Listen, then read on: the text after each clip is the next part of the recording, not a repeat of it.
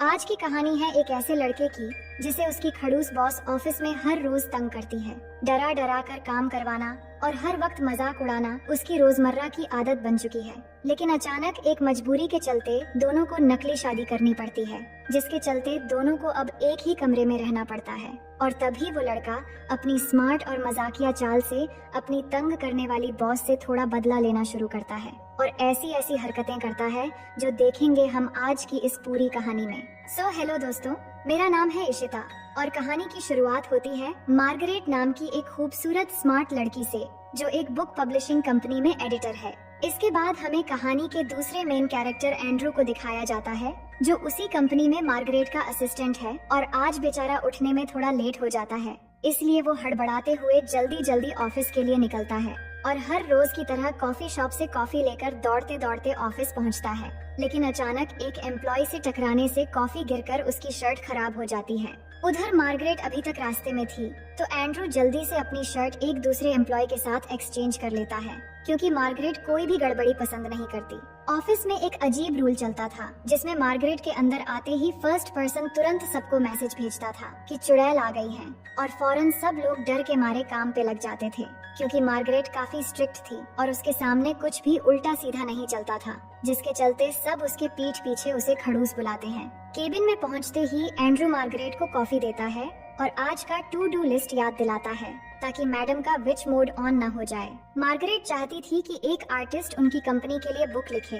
वो आर्टिस्ट पहले तो मना कर देता है, लेकिन ऑफिस आते वक्त उसने आर्टिस्ट को कॉल करके मना लिया था। इसके बाद वो अपने कॉफी कप पर एंड्रू का नाम लिखा हुआ देखकर पूछती है कि मेरी कॉफी का क्या हुआ। एंड्रू घबराकर सच बोल देता है कि आपकी कॉफी गिर गई थी। मार्गरेट और सवाल किए बिना थोड़ा कॉफी पीकर देखती है। एंड्रू भी बिल्कुल उसी की तरह बिना शुगर के कॉफी पीता है। असल में बाकी एम्प्लॉइज की तरह एंड्रू भी उससे डरता है, इसलिए उसने मार्गरेट की तरह कॉफी पीने की आदत बना लिया था। इसके बाद वो दोनों एक एम्प्लॉय के केबिन में जाते हैं, जहाँ के एम्प्लॉय को उस बुक लिखने वाले आर्टिस्ट को बात मनवाने का काम दिया गया था। अब क्योंकि ये काम अब मार्गरेट खुद कर चुकी थी, इसलिए वो उसे बातें सुनाने लगती है और बातचीत से पता चलता है कि इस एम्प्लॉय ने आर्टिस्ट को एक कॉल भी नहीं किया था, तो मार्गरेट उसे ठीक से काम न करने के लिए जॉब से निकाल देती है। वो एम्प्लॉय गुस्से में बाहर आता है और सबके सामने मार्गरेट को खूब बातें सुनाता है। वो चिल्लाता है कि तुम एक मॉन्स्टर हो और अपना फ्रस्ट्रेशन दूसरों पर निकालती हो। मार्गरेट ज्यादा जवाब नहीं देती, बस उसे दफा होने के लिए कह देती है। इसके बाद वो एंड्रू से कहती है कि तुम्हें वीकेंड पर भी काम करना पड़ेगा, क्योंकि इस एम्प्लॉय के सारे काम अब हम दोनों को देखने पड़ेंगे।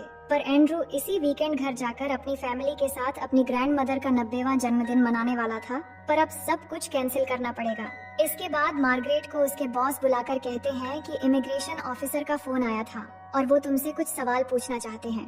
दरअसल मार्गरेट कनाडा से बिलोंग करती है और यहाँ अमेरिका में जॉब करती है। अब वो काम में इतनी बिजी थी कि उसे पता ही नहीं चला कि उसका वीजा कब का एक्सपायर्ड हो चुका है, और अब इसी वजह से उसे डिपोर्टेशन का चार्ज लग सकता है। अब वो टेंशन में आ जाती है कि वो क्या करेगी। अगर वीजा हेरा फेरी में वो डिपोर्टेड हो जाती है तो इस जॉब से हाथ धो बैठेगी। तभी एंड्रू भी वहाँ आ जाता है, जिसे देखते ही मार्गरेट के दिमाग में एक खुराफाती आइडिया आता है। वो अचानक अपने बॉस से कहती है कि मैं और एंड्रू शादी कर रहे हैं। इतने दिनों से साथ काम करते करते हमें एक दूसरे से प्यार हो गया है। ये सुनकर एंड्रू भी चौंक जाता है, लेकिन बॉस के सामने कुछ बोल भी नहीं पाता और मजबूरी में हाँ से हाँ मिला लेता है। मगर मार्गरेट का बॉस उसकी चाल समझ चुका था। वो सिर्फ इतना कहता है कि इन सब चीजों को लीगल कर देना। मतलब मार्गरेट सोच रही थी कि वो अगर इसी कंट्री के किसी पर्सन से शादी कर लेगी तो उसकी वीजा वाली प्रॉब्लम खत्म हो जाएगी, लेकिन इस चक्कर में बेचारा एंड्रू बलि का बकरा बनने वाला था। अब ऑफिस में ये खबर फैल जाती है और सबको एंड्रू पर तरस आने लगता है, क्योंकि सब जानते थे कि मार्गरेट उसके लिए एक चुड़ैल जैसी है, जो उस बेचारे के सारे खून पी जाएगी। अब एंड्रू उससे पूछता है कि तुम ये सब कर क्या रही हो। मार्गरेट जवाब देती है कि तुम्हारा सपना एक राइटर बनने का है। अगर मुझसे तुम्हारी शादी होती है तो मैं तुम्हारी हेल्प कर सकती हूँ और तुम्हारी बुक जो तुमने लिखी है वो भी पब्लिश करने में हेल्प करूंगी। पर तुम टेंशन मत लो, शादी के बाद जल्द ही डिवोर्स ले लेंगे तो कोई प्रॉब्लम नहीं होगी। इसके बाद दोनों इमिग्रेशन ऑफिस पहुँचते हैं और वहाँ ऑफिसर गिलबर्ट को बताते हैं कि वो शादी करने वाले हैं। लेकिन जिस एम्प्लॉय को मार्गरेट ने जॉब से निकाला था वो पहले ही गिलबर्ट को कॉल करके सब बता चुका था। गिलबर्ट समझ जाता है कि ये झूठी शादी है, इसलिए वो दोनों को चेतावनी देता है। मार्गरेट सफाई देती है कि हम दोनों साथ काम करते थे, इसलिए अनएक्सपेक्टेड मोमेंट में प्यार हो गया। गिलबर्ट फिर भी कहता है कि एक बार सोच कर देख लो, क्योंकि वीकेंड खत्म होते ही तुम्हारा इंटरव्यू होगा। अगर कोई गड़बड़ी पता चली तो एंड्रू को जेल होगी और मार्गरेट को कनाडा भेज दिया जाएगा। डर के मारे एंड्रू थोड़ी देर चुप रहकर कहता है कि हम दोनों एक दूसरे से प्यार करते हैं और मार्गरेट के पेरेंट्स नहीं हैं, तो वीकेंड पर हम अलास्का जा रहे हैं जहां मेरे पेरेंट्स रहते हैं, और वहां पर हम अपनी शादी की बात भी कर लेंगे। इसके बाद बाहर निकलते ही मार्गरेट एंड्रू को इंटरव्यू की सारी इंस्ट्रक्शन समझाने लगती है, लेकिन एंड्रू कहता है कि मैं तुम्हारे लिए अपनी पूरी करियर को खतरे में डाल रहा हूँ। वादा करो कि वापस आने के बाद तुम मेरा प्रमोशन करोगी। मार्गरेट को मजबूरन उसकी सारी बातें माननी पड़ती हैं। तभी एंड्रू मौका देखकर डरते हुए कहता है कि मैडम, आपने तो शादी के लिए ऐसे पूछा जैसे वाईफाई का पासवर्ड पूछ रही हो। ठीक से घुटनों पर बैठकर प्रपोज करो ना। मार्गरेट थोड़ा शॉक होती है, पर उसे ऐसा ही करना पड़ता है। इसके बाद नेक्स्ट फ्लाइट से दोनों अलास्का के लिए निकल जाते हैं और वहां पहुंचते ही एयरपोर्ट पर एंड्रू के माँ और ग्रैंड माँ उनका स्वागत करने आती हैं। दोनों उन्हें देखकर बहुत खुश होती हैं, पर मार्गरेट की एज एंड्रू से ज्यादा थी, जो उनके लिए थोड़ी चौंकाने वाली बात थी, लेकिन वो उसे खुशी खुशी एक्सेप्ट कर लेती हैं। इसके बाद जब वो घर की ओर निकलते हैं तो मार्गरेट टाउन देखते हुए नोटिस करती है कि हर जगह पैक्सटन लिखा हुआ है। एंड्रू का पूरा नाम एंड्रू पैक्सटन था और इसका मतलब ये पूरा टाउन एंड्रू की फैमिली का है। एंड्रू असल में बहुत रिच फैमिली से था, पर ये बात मार्गरेट को बिल्कुल पता नहीं था। इसके बाद वो लोग बोट में बैठकर एक आइलैंड की तरफ निकलते हैं, क्योंकि उनका शाही बंगला वहीं पर था, जो बहुत ही बड़ा और खूबसूरत था। पर मार्गरेट पानी से बहुत डरती थी, इसीलिए उसे लाइफ जैकेट पहनकर ही बैठना पड़ता है। फिर जब वो घर पहुंचते हैं तो मार्गरेट पूछती है, तुमने बताया क्यों नहीं कि तुम इतने रिच हो? एंड्रू कहता है, मेरी फैमिली अमीर है, पर मैं अपनी पर्सनैलिटी खुद बनाना चाहता हूँ। अब उनके आने पर घर में बड़ी पार्टी रखी गई थी, जहाँ मार्गरेट पहली बार एंड्रू के डैड से मिलती है। लेकिन एंड्रू के डैड को मार्गरेट का प्रोफेशन ज्यादा पसंद नहीं आता। ऊपर से एंड्रू का सब कुछ छोड़कर अपना पैशन फॉलो करना और घर छोड़कर जाना, ये बात तो उनके दिल में आज तक चुभ रही थी। इसी वजह से बाप बेटे के बीच हमेशा नाराजगी रहती थी। फिर एंड्रू जब उनसे बात करने जाता है तो वो कहते हैं, तुम सिर्फ अपनी प्रमोशन के लिए अपने बॉस को क्यों डेट कर रहे हो? एंड्रू झट से बोलता है, ऐसा कुछ भी नहीं है, मैं सच में उससे प्यार करता हूँ। फिर हॉल में आकर एंड्रू सबको बता देता है कि वो और मार्गरेट जल्द ही शादी करने वाले हैं। एंड्रू की माँ और ग्रैंड माँ बहुत खुश होती हैं। एंड्रू की एक्स गर्लफ्रेंड भी आकर उनसे मिलती है और सब लोग जमा हो जाते हैं। वो दोनों से पूछते हैं, तुम दोनों आखिर मिले कहाँ थे और किसने प्रपोज किया था? अब दोनों के पास तो बताने के लिए कुछ नहीं था, फिर भी माहौल संभालते हुए दोनों एक झूठी स्टोरी सुना देते हैं। स्टोरी सुनकर सब लोग किस करो कहकर चीयर करने लगते हैं। दोनों के लिए ये काफी अजीब था, पर नाटक जारी रखने के लिए उन्हें सच में किस करना पड़ता है। लेकिन उस पल जो अचानक सी फीलिंग दोनों महसूस करते हैं, वो दोनों के लिए बिल्कुल नई और थोड़ी अजीब भी थी। इसके बाद एंड्रू की माँ उन्हें उनका कमरा दिखाती है और ग्रैंड माँ शरारती हंसी के साथ एक पुराना खानदानी कंबल पकड़ाते हुए बोली, इस कंबल का नाम है बेबी मेकर। इसे जिसने भी ओढ़ा है ना, अगले ही साल हमारे घर में एक नया मेंबर आ गया, तो संभल कर ओढ़ना बेटा। कंबल अपनी ड्यूटी बड़ी ईमानदारी से करता है। ये सुनते ही एंड्रू डरकर कंबल दूर फेंक देता है और उनके जाने के बाद अब बेचारे एंड्रू को अपने ही कमरे में नीचे सोना पड़ता है। मार्गरेट भी कंबल वाली बात को लेकर थोड़ी डरी हुई थी। अगली सुबह मार्गरेट को उस आर्टिस्ट का कॉल आता है, पर नेटवर्क सही से नहीं मिल रहा था, इसलिए वो बाहर चली जाती है।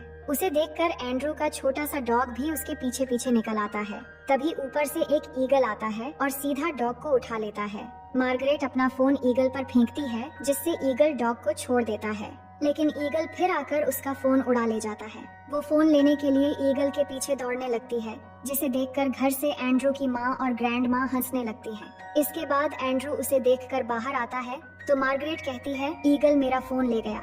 अब क्योंकि एंड्रू की फैमिली दोनों को देख रही थी, तो एंड्रू अचानक उसे गले से लगा लेता है और मौका मिलते ही ऑफिस में अपने ऊपर हुए जुल्म का छोटा सा हिसाब चुकता करने के लिए हल्की सी शरारत कर देता है। मार्गरेट कहती है, मौका पाकर ज्यादा मजे मत लो, वरना रात में तुम्हारी हीरोपंती को एरोप्लेन मोड पर डाल दूंगी। इसके बाद एंड्रू की अपने डैड से बात होती है। वो फिर वही बात दोहराते हैं कि उन्होंने इतना बड़ा बिजनेस एंड्रू के लिए बनाया था और एंड्रू उसे संभालना नहीं चाहता। एंड्रू कहता है, मैं अपना पैशन फॉलो कर रहा हूँ, और बात फिर से वही नाराजगी में बदल जाती है। उधर एंड्रू की ग्रैंड माँ मार्गरेट को शहर के एक स्ट्रीट क्लब में ले जाती है, जहाँ एक आदमी स्टेज पर डांस करते हुए उन्हें एंटरटेन करने लगता है। मार्गरेट को ये सब देखकर बहुत ही अजीब लगता है और वो बाहर चली आती है। तभी पीछे से एंड्रू की एक्स गर्लफ्रेंड आती है और कहती है तुम बहुत लकी हो कि एंड्रू तुमसे प्यार करता है। मार्गरेट पूछती है तुम दोनों का ब्रेकअप क्यों हुआ? वो कहती है हम हाई स्कूल के टाइम से डेट कर रहे थे, लेकिन फिर एंड्रू न्यूयॉर्क जाकर अपना पैशन फॉलो करना चाहता था और साथ में मुझे भी ले जाना चाहता था, लेकिन मैंने मना कर दिया और 3 साल के गैप में ऐसे ही हम दोनों अलग हो गए। फिर घर लौटने के बाद एंड्रू को गुस्से में देखकर उसकी माँ तुरंत उसके डैड के पास जाकर कहती है तुम्हारी वजह से एंड्रू 3 साल बाद घर लौटा है। अगर इस बार तुम्हारी वजह से कुछ हुआ तो मैं भी हमेशा के लिए तुमसे दूर चली जाऊंगी। मार्गरेट ये सब चुपके से सुनकर अपने कमरे में चली जाती है और शावर लेने लगती है, पर अचानक ध्यान आता है कि उसके पास तो टॉवल नहीं है। उधर एंड्रू हेडफोन लगाकर कमरे में आता है और शावर लेने के लिए तैयार होने लगता है। मार्गरेट कोई कमरे में नहीं होगा समझकर टॉवल लेने बाहर निकलती है, लेकिन डॉग उसका रास्ता रोकने लगता है। पर जैसे तैसे वो बाहर आती है, लेकिन तभी हड़बड़ी में वो फिसलकर सीधे एंड्रू पर जा गिरती है। दोनों बिल्कुल बिना तैयारी के थे। ये माहौल दोनों के लिए इतना अजीब और शर्मनाक था कि मार्गरेट कहती है पहले अपने डॉग की देखभाल कर लो, उसी ने मुझे धक्का दिया था, वरना मैं तुम्हारे ऊपर ऐसे नहीं गिरती। इसके बाद रात के वक्त दोनों में बातें होने लगती हैं। तभी मार्गरेट एक गाना गुनगुनाती है और इसके बारे में एंड्रू से पूछती है। एंड्रू कहता है मुझे ये गाना पता नहीं, तो मार्गरेट मुस्कुराकर कहती है कि ये एक बहुत फेमस बैंड का गाना है और वो पूरा गाना गा देती है। एंड्रू हंसकर कहता है मुझे ये गाना पता था, मैं तो बस तुम्हारे मुंह से सुनना चाहता था। धीरे धीरे मार्गरेट अपने दिल की बातें बताने लगती है। वो कहती है कि जब वो 16 साल की थी तभी उसके मॉम डैड गुजर गए थे, जिसके बाद वो हमेशा अकेली रही। बाद में वो अपनी प्रोफेशनल लाइफ में इतना बिजी रहने लगी कि खुद के लिए भी वक्त नहीं निकाल सकी और ना ही आज तक किसी के साथ रिलेशन बनाई।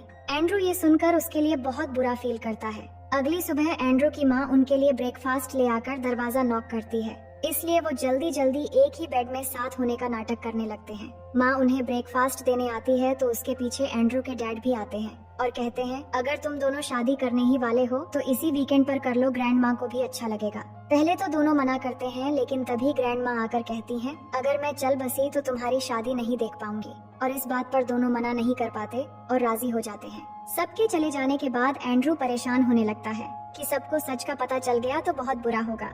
इस पर मार्गरेट उसे संभालती है कि कुछ नहीं होगा, कुछ दिनों में हम डिवोर्स ले लेंगे, फिर तुम आराम से उन्हें सब बता देना। इसी दौरान दोनों में थोड़ी नजदीकी बढ़ जाती है, पर जैसे ही मार्गरेट को एहसास होता है कि वो इमोशंस में बह रही है तो फौरन वॉशरूम का बहाना करके चली जाती है। इसके बाद वो अकेले साइकिल लेकर टहलने निकलती है और रास्ते में खुद से बड़बड़ाती है कि ज्यादा इमोशनल मत बनो, ये सिर्फ एक डील है और कुछ नहीं। असल में वो न चाहते हुए भी धीरे धीरे इस परिवार को दिल से अपनाने लगी थी। फिर नेक्स्ट सीन में देखते हैं कि एंड्रू और मार्गरेट शॉपिंग करने निकलते हैं। वहाँ एक कैफे पर मार्गरेट अपना ईमेल चेक कर रही होती है, तभी उसकी नजर एंड्रू पर पड़ती है, जो बाहर अपनी एक्स गर्लफ्रेंड से मुस्कुराते हुए बात कर रहा होता है। थोड़ी देर बाद वो उससे पूछती है कि अपनी एक्स के बारे में तुम क्या सोचते हो। मार्गरेट असल में ये जानना चाहती थी कि क्या वो उसे अभी भी पसंद करता है, लेकिन एंड्रू कहता है कि अब वो उसे पसंद नहीं करता। इसके बाद एंड्रू की माँ और ग्रैंड माँ उन्हें रास्ते में मिल जाती हैं और वो मार्गरेट को उनकी एक खास शॉप में ले जाती हैं।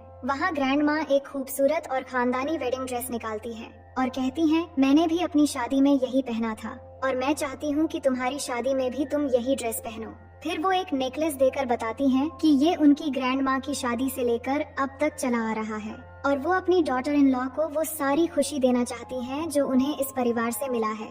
ये सुनकर मार्गरेट इमोशनल हो जाती है क्योंकि उसे इतना प्यार पहले कभी किसी से नहीं मिला था। ग्रैंड माँ मुस्कुराकर कहती हैं तुम इस ड्रेस में बहुत खूबसूरत लग रही हो। इन सब बातों से मार्गरेट थोड़ा परेशान होकर एंड्रू के साथ बोट में बैठती है और खुद बोट चलाकर तेजी से जाने लगती है। वो चिल्लाकर कहती है मैं सच में भूल गई थी कि फैमिली का मतलब क्या होता है। जो भी मैं कर रही हूँ गलत है, अगर सबको पता लगा तो सबका दिल टूट जाएगा। लेकिन वो बोट बहुत तेज चला रही थी, इसलिए एंड्रू कुछ होने से पहले बोट उसके हाथ से ले लेता है और जैसे ही टर्न लेता है तभी मार्गरेट पानी में गिर जाती है। उसे तैरना नहीं आता और वो बुरी तरह डर जाती है, पर एंड्रू बिना देर किए उसे बचा लेता है और उसे पूरे रास्ते संभाल कर लाता है। लेकिन जब दोनों घर लौटते हैं तो देखते हैं कि उसके डैड से मिलकर इमिग्रेशन ऑफिसर गिलबर्ट ने सब कुछ बता दिया है। गिलबर्ट दोनों से कहता है तुम दोनों अब भी सच बता दो तो ये मामला मैं यहीं पर संभाल लूंगा। पर एंड्रू गुस्से में कहता है कि सच्चाई हमने पहले ही बता दिया था कि हम एक दूसरे से प्यार करते हैं और अब अगली मुलाकात हमारी शादी में होगी। बाद में मार्गरेट पूछती है तुम मेरे लिए ऐसा क्यों कर रहे हो। एंड्रू कहता है अगर तुम मेरी जगह होती तो तुम भी यही करती। तभी ग्रैंड माँ आकर दोनों से कहती हैं, आज वेडिंग नाइट है, इसलिए आज तुम दोनों एक साथ नहीं सो सकते। मार्गरेट मेरे कमरे में रहेगी क्योंकि ये हमारी फैमिली ट्रेडिशन है। इसके बाद अगले दिन वेडिंग सेरेमनी शुरू होती है जहाँ सब लोग मौजूद होते हैं। ग्रैंड माँ मार्गरेट को लेकर स्टेज में आती हैं और शादी होने वाली होती है। लेकिन इस बीच मार्गरेट डिसाइड कर लेती है कि सबको धोखा देने से अच्छा इसी वक्त वो सब कुछ सच सच बता देगी। एंड्रू मना करता है पर वो खुद को रोक नहीं पाती और सबके सामने बोल देती है कि ये शादी एक बिजनेस डील है। मैं अपने मतलब के लिए एंड्रू से शादी कर रही थी ताकि मेरी एक्सपायर्ड वीजा वाली प्रॉब्लम खत्म हो जाए। पर यहाँ आकर मुझे एहसास हुआ कि एक खुशहाल परिवार दुनिया की सभी कीमती चीजों से अनमोल होता है। इसलिए मैं आप सभी से माफी मांगते हुए अपनी मतलबी बिजनेस डील को यहीं पर खत्म करती हूँ। ये कहकर वो चली जाती है। सच्चाई सुनकर सब हैरान हो जाते हैं और एंड्रू उससे बात करने कमरे में जाता है। पर तब तक एक लेटर छोड़कर वो गिलबर्ट के साथ निकल चुकी थी। लेटर में लिखा था कि एंड्रू की लिखी बुक उसे बहुत अच्छी लगी, पर एक अच्छा असिस्टेंट होने की वजह से उसने उसकी बुक पब्लिश नहीं की थी। लेकिन अब कनाडा जाने से पहले वो उसकी बुक पब्लिश कर देगी। वो लिखती है, तुम बहुत अमेजिंग हो और तुम्हारा परिवार भी, बस अच्छी जिंदगी जीना और हमेशा खुश रहना। तभी एंड्रू को ढूंढते हुए उसकी एक्स वहाँ आती है तो एंड्रू गुस्से में कहता है, उसने मेरा जीना मुश्किल कर रखा है। मैं 3 साल तक उसका असिस्टेंट बनकर रहा, पर बदले में उसने मेरा सब कुछ बर्बाद कर दिया। एक्स कहती है कि सबको धोखा देने से पहले मार्गरेट ने सच्चाई बताने का फैसला किया और यही चीज साबित करती है कि वो तुमसे सच में प्यार करती है, इसलिए उसे ऐसे ही जाने मत दो। ये सुनकर एंड्रू उसे रोकने के लिए निकलने लगता है, लेकिन उसके डैड उसे रोकते हैं और दोनों में बहस शुरू हो जाती है। ये सब देखकर ग्रैंड माँ को हार्ट अटैक आ जाता है और सब लोग उन्हें तुरंत प्लेन से हॉस्पिटल ले जाने लगते हैं। रास्ते में वो कहती हैं कि तुम दोनों की सोच भले ही अलग हो, लेकिन आज मुझसे प्रॉमिस करो कि कभी भी एक दूसरे से नहीं लड़ोगे और हमेशा परिवार का हिस्सा बनकर साथ रहोगे। दोनों प्रॉमिस करते हैं तो अचानक वो उठकर बैठ जाती है और पता चलता है कि वो हार्ट अटैक का नाटक कर रही थी ताकि जल्दी से एयरपोर्ट पहुंच सके। फिर वो पायलट से कहती है कि हमें तुरंत एयरपोर्ट ले चलो, नहीं तो मेरी बहू चली जाएगी। लेकिन जब वो एयरपोर्ट पहुंचते हैं तो मार्गरेट की फ्लाइट जा चुकी होती है। सब लोग उदास हो जाते हैं, पर माँ कहती है कि मार्गरेट का इस तरह सच्चाई बताकर जाना मतलब वो एंड्रू से प्यार करती है, इसीलिए अब एंड्रू खुद जाकर उसे ले आएगा। इसके बाद मार्गरेट के ऑफिस का सीन देखते हैं जहां वो अपना सामान पैक कर रही होती है। तभी एंड्रू वहां पहुंचता है और सबके सामने कहता है कि मैं 3 साल तक तुम्हारा असिस्टेंट बनकर रहा। उस वक्त मेरा मन करता था कि तुम्हारा गला दबाकर मार दूं, लेकिन अब मैं तुम्हें जानने लगा हूँ और तुमसे बहुत प्यार करता हूँ। हम दोनों एक हो जाएं, ये तुम भी चाहती हो पर कहने से डरती हो। अब मैं तुम्हें जो भी कहूँगा बस हाँ या ना में जवाब देना। जिसके बाद वो शादी के लिए प्रपोज करता है और मार्गरेट भी हाँ कह देती है। ये मोमेंट सबके लिए शॉकिंग होता है क्योंकि सारे लोग एक बॉस और असिस्टेंट के प्रपोजल सीन को देख रहे थे। फिर सबके सामने दोनों एक दूसरे को किस करते हुए अपने प्यार का इजहार करते हैं। अब कहानी के आखिर में उनकी इमिग्रेशन इंटरव्यू दिखाया जाता है जहां वो एक दूसरे के बारे में सारे सवालों का जवाब दे देते हैं। इससे उनकी शादी लीगली अप्रूव हो जाती है और इसी के साथ ये कहानी यहीं पर खत्म हो जाती है। तो दोस्तों, मैं उम्मीद करती हूँ कि ये कहानी आपको बेहद पसंद आई होगी।